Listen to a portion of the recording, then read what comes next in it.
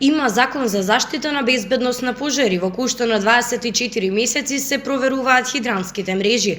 За тоа каква е состојбата со хидрантите во зградите во Велес, одговор побаравме кај командирот на територијалната противпожарна единица во Велес, Љупчо Љапидовски. Долгогодишно моје работење веќе од 10 години и пред тоа територијалната противпожарна, но упорно им дававме совет на куќните совети, односно на председателите, не е само председател да се биде на зграда и да се грижи за хигиената, а ризикот од безбедност од пожари се основните елементи за безбедноста на граѓаните во самите згради, во колективното и индивидуалните згради. Што значи тоа? Значи има закон за заштита од безбедност од пожари, каде што на 24 месеца се проверуваат хидрантските мрежи, каде што хидрантските мрежи се у голема катастрофа не само у Велес, туку во цела Македонија. Апел до државата да си превземе тендер за сите хидрантски мрежи во зградите, за да може сето тоа да се изработи професионално, да се направат, да се поправат и да им се прати фактура на самите граѓани, да им се подели на сите станови, така еден дел сме безбедни. Тоа ќе го објаснам зошто. Ради тоа што ако на 10 спрат гори стан, ние одоздоле од први спрат со возилото наше, треба да имаме 20 бари атмосфера, каде што цревата што ќе бидат по скалите послани до 10 спрат, самите од притисокот ќе бидат испукани. И тоа што не можеме да тестуеме, а со тоа го ризикуваме животот на пожарникарите и на граѓаните. Затоа хидрантите биле поставени уште на времето зградите, тоа со проектите, преку еден спрат. Значи со две групи на пожарникари, вода имаме у хидрантите во самата зграда, значи ставаме тампон зона меѓу станевите, не даваме другите станови да се прошират, со тоа го брзо и ефикасно ќе изгасиме, со тоа и пожарникарите се сигурни, пошто ќе имаат доволно количина на вода и нема да мислат дали ќе се пукне цревото или нема да се пукне. Недостатокот на дрегер апарати ќе ги надокнадиме, пошто фалат. Секој пожарникар да има свој дрегер апарат.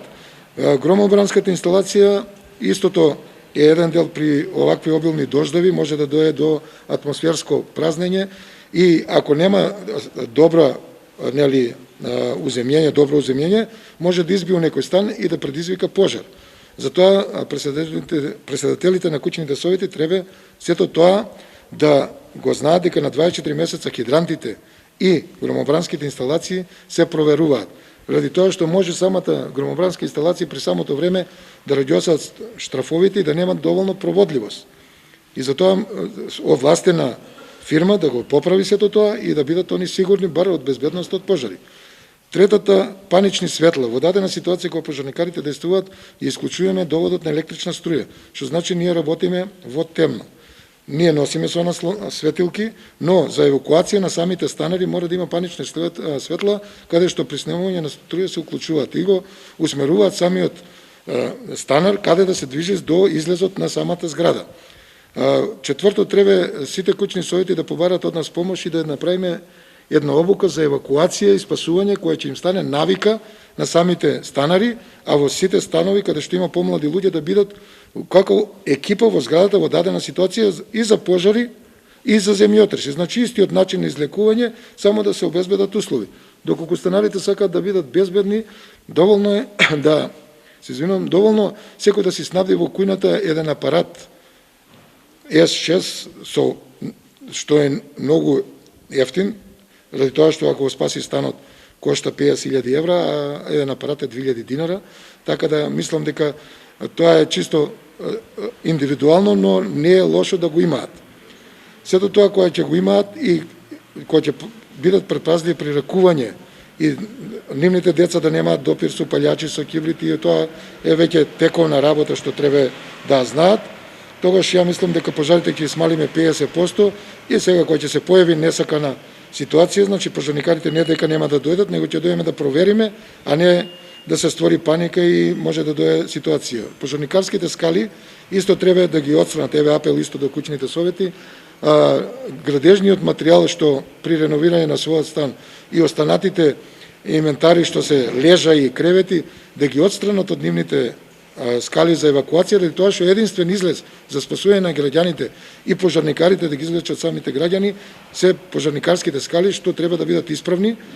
Гледам надворешните скали стоат од метал се направени. Тие со текот на времето се раѓосани и оштетени.